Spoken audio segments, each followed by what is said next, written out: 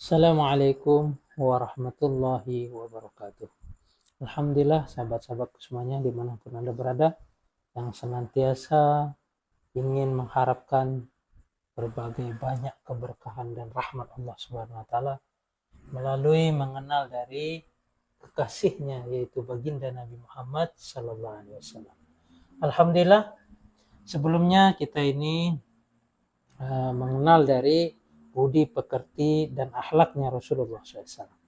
Namun tidaklah begitu tampak, begitu indah apa yang telah kita dengarkan hadis-hadis sebelumnya. Tentunya yang baru melihat, silahkan melihat video-video saya sebelumnya yang membahas tentang hadis mengenai budi pekerti dan akhlaknya Rasulullah SAW. Dan saat ini kita sudah masuk di dalam Sirah Nabawi. Sirah Nabawi ini tercatat tentunya dikarenakan dari apa yang telah dibawa oleh Rasulullah SAW dan bagaimana budi pekerti Rasulullah SAW dan akhlak beliau. Sebelum beliau mendapatkan suatu wahyu pun sudah tampak bagaimana keindahan akhlak beliau, kejujuran beliau, dan lain sebagainya. Namun ketika Rasulullah SAW telah menerima wahyu, tentunya banyak rintangan-rintangan yang beliau terima. Namun dari rintangan tersebut, dari perjalanan hidup tersebut, tentu kita akan melihat suatu nilai akhlak yang begitu sempurna di dalam diri Rasulullah SAW.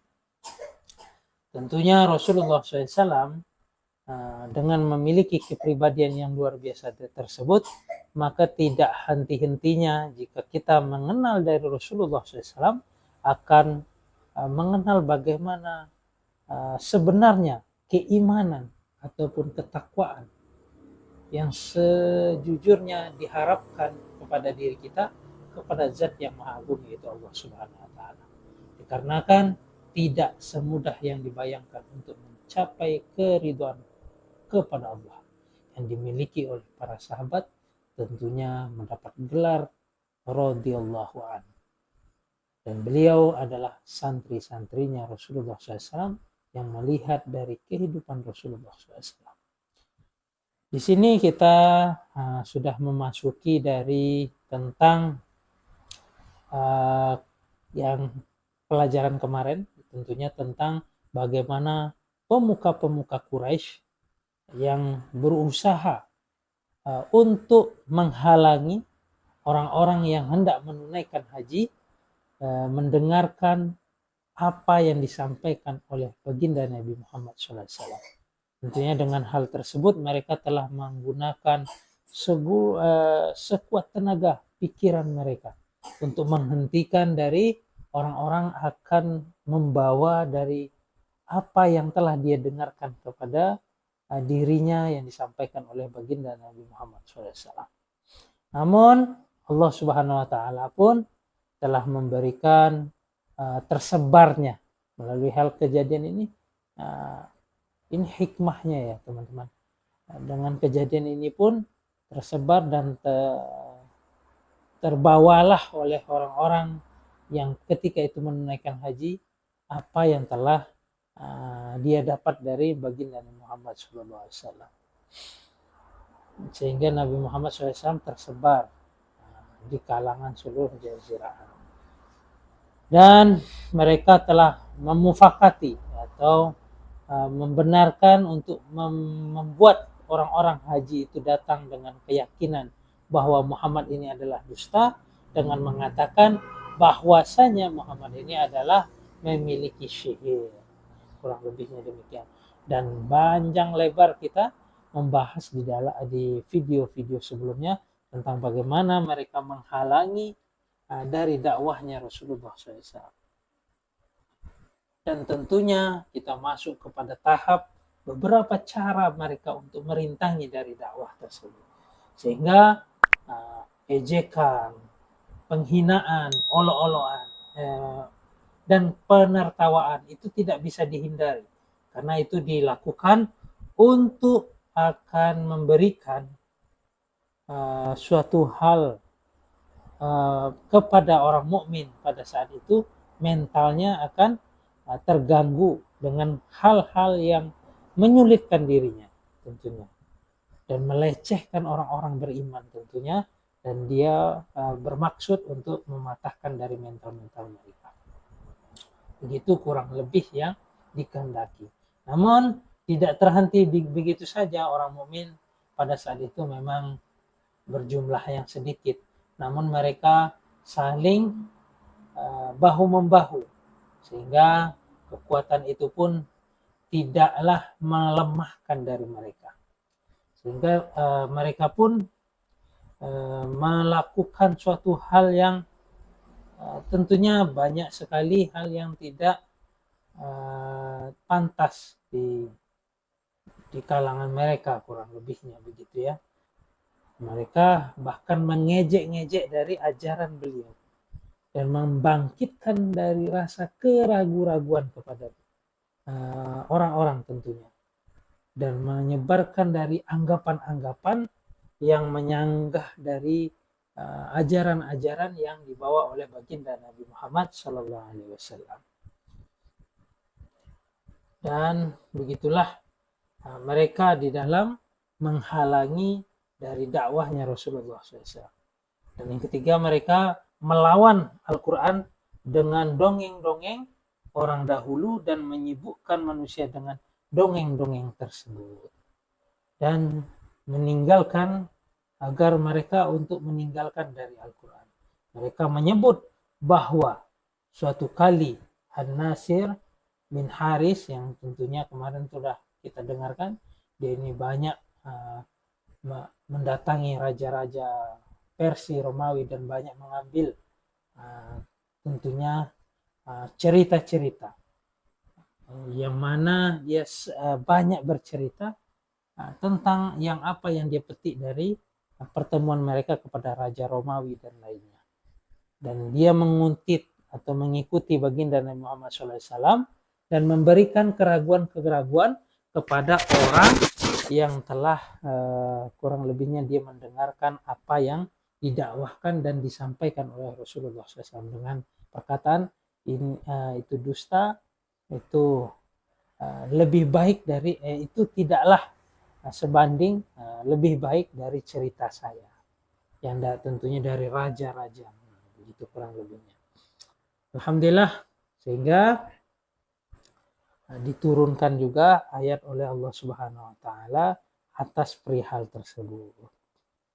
Alhamdulillah, insyaallah kita akan melanjutkan dari apa yang telah kita pelajari di sebelumnya untuk mengenal bagaimana kepribadian Rasulullah SAW yang tentunya mendapatkan begitu banyak rintangan dan halangan dalam kerja beliau yang mulia, yaitu kerja menyampaikan dari risalah yang beliau dapatkan dari Allah Azza wa Jalla.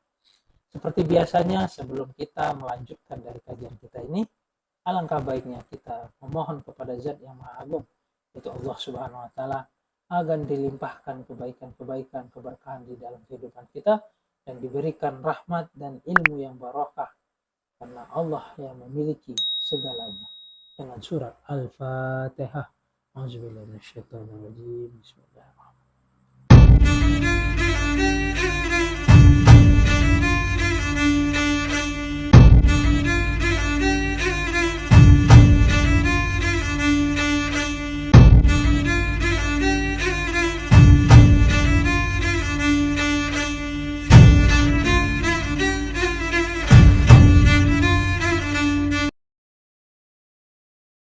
Alhamdulillah, kita akan melanjutkan dari bagaimana orang-orang Quraisy pada saat itu menghalangi dari usaha dakwahnya baginda Nabi Muhammad SAW dan beberapa sahabat beliau, tentunya orang-orang yang beriman. Ada dalam suatu riwayat Ibnu Abbas, di sini menceritakan ada suatu riwayat dari Ibnu Abbas radhiyallahu an yang menyebutkan bahwa An-Nadhir telah memberi beberapa penyanyi wanita dari kalangan hamba sahaya. Selagi ada seorang laki-laki yang menyatakan tidak ingin mendengar apa yang dia sampaikan, ingin mendengar apa yang disampaikan oleh Nabi Muhammad SAW.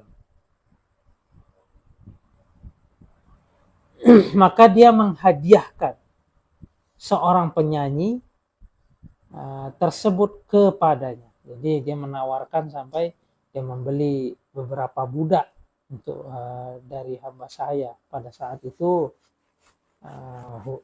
perbudakan masih ada ya sahabat-sahabat semuanya. Sehingga si Nadir ini telah membeli budak-budak yang tentunya budak tersebut dijadikan tawaran kepada orang-orang yang mana dia jika tidak mau mendengarkan apa yang disampaikan Nabi Muhammad SAW, tentunya dia akan menghadiahkan seorang budak penyanyi tersebut kepadanya. Yang tentunya sifatnya dia siap melayani dari tuannya tersebut. Menyiapkan makanan, menyiapkan minuman, dan menyanyikan suatu nyanyian untuknya. Dengan tujuan agar dia tidak condong terhadap agama Islam, condong terhadap yang dibawa oleh baginda Nabi Muhammad SAW. Tentang hal ini pun tentunya telah turun ayat Al-Quran yang kurang lebih berbunyi, wa minan nasi may yashtari lahwal hadisi ibudilla an sabilillah bighairil ilmi. Dan di antara manusia ada yang membeli dari perkataan-perkataan yang tidak berguna untuk menyesatkan manusia dari jalan Allah yang tanpa pengetahuan. Begitulah ayat yang turun dengan sikap demikian di dalam Quran surat Luqman ayat 6. Yang keempat, mereka menyodorkan beberapa penawaran, beberapa bentuk dari penawaran, sehingga dengan penawaran itu mereka berusaha untuk mempertemukan Islam dan jahiliyah tentunya di jalan yang tengah. Maksudnya dia mencari jalan tengah, dengan memberikan suatu jalan tengah antara Islam dan orang-orang yang berpemikiran jahiliyah. Kurang lebih demikian. Orang-orang musyrik pun siap untuk meninggalkan dari sebagian dari apa yang ada pada dirinya mereka, dan begitu pula Nabi Shallallahu Alaihi Wasallam. Allah pun Subhanahu Wa Taala berfirman, maka mereka menginginkan supaya kamu bersikap lunak, lalu mereka bersikap lunak juga kepadamu. Surah Al-Qalam. Ada riwayat Ibnu Jarir dari At-Tabrani, dari At-Tabrani, yang menyebutkan bahwa orang-orang musyrik telah menawarkan kepada baginda Rasulullah SAW agar beliau untuk menyembah dari sesembahannya. Dan mereka pun selama 1 tahun mereka akan menyembah dari Rabb yang tentunya beliau selama 1 tahun kemudian. Jadi bertukar. Rasulullah dimintanya untuk mengikuti dari ajaran dia, menyembah dari apa yang dia sembah selama 1 tahun, dan dia pun melakukan demikian juga dengan apa yang disampaikan oleh Nabi Muhammad SAW.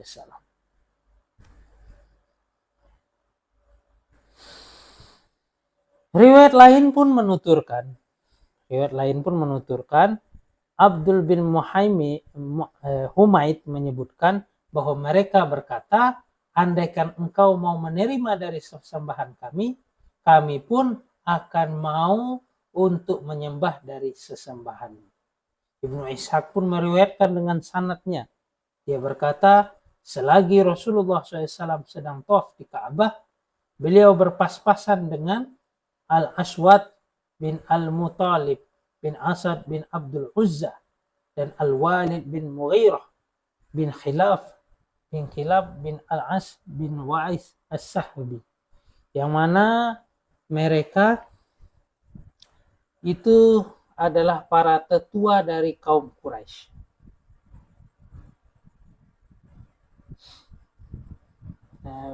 Mereka adalah tetua dari kaumnya.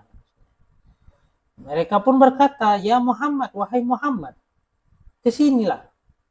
Kami mau menyembah apa yang engkau sembah, dan engkau juga harusnya mau menyembah apa yang kami sembah. Sehingga kita bisa saling bersekutu dalam masalah ini.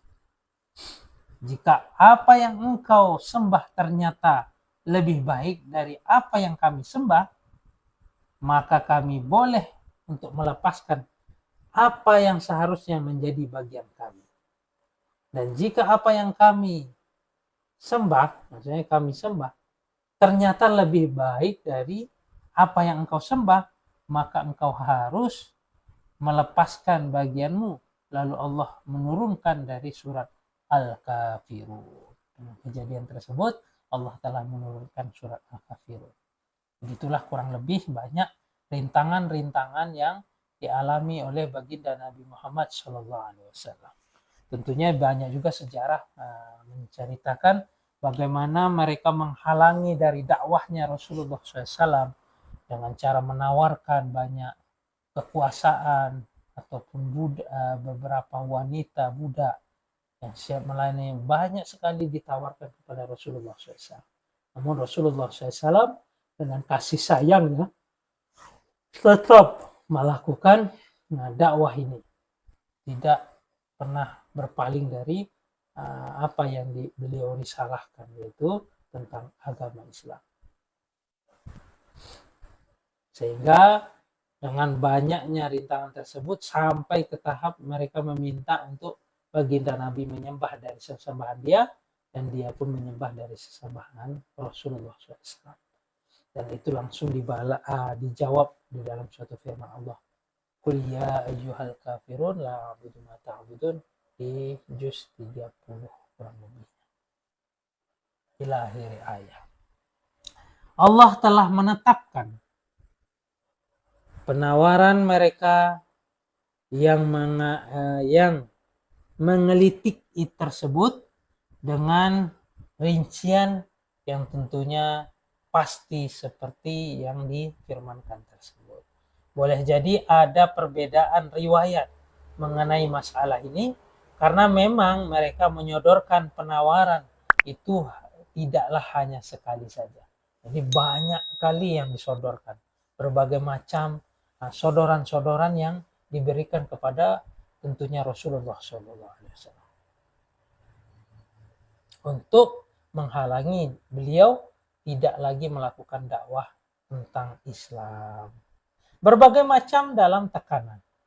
Orang-orang musyrik menentang dengan cara-cara yang disebutkan di atas, sedikit dan demi sedikit, untuk menghentikan dari dakwah yang tentunya setelah disebarkan secara terang-terangan sejak permulaan tahun keempat dari nubuwah, dari kenabian Rasulullah SAW.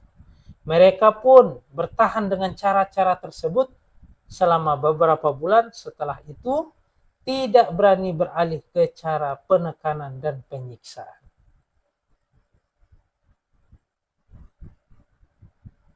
Maksudnya di sini mereka beralih kepada suatu yang lebih mengerikan. Mereka mengalih dalam bentuk siksaan, kurang lebihnya demikian. Akan tetapi tak kala mereka tahu bahwa cara ini sama sekali tidaklah efektif dalam menghentikan dakwah Islam tersebut. Bahkan cara ini sama sekali tidak efektif. Maka mereka pun berkumpul lagi dan berkata dan bahkan membentuk sebuah panitia yang khusus yang beranggota kurang lebih 25 orang yang terdiri dari pemuka Quraisy, dipimpin oleh Abu Lahab, yaitu pamannya Rasulullah SAW, setelah bermusyawarah dan beradu argumentasi tentunya, panitia pun memberikan keputusan bulat untuk menghadapi dari Rasulullah SAW dan dari para sahabat-sahabat beliau.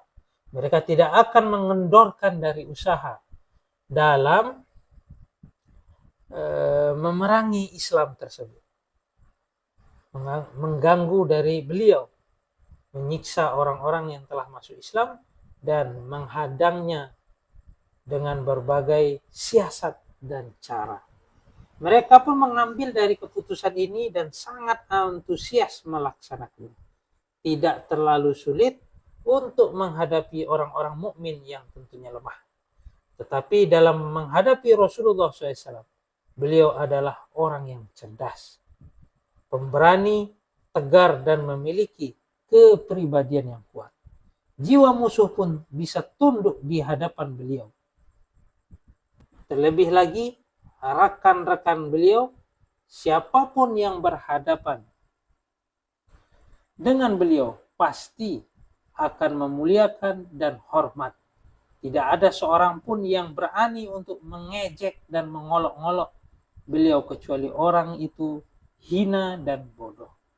Terlebih lagi, beliau mendapatkan suatu perlindungan, yaitu dukungan dari Abu Thalib. Sementara Abu Thalib adalah orang yang terhormat pada saat itu.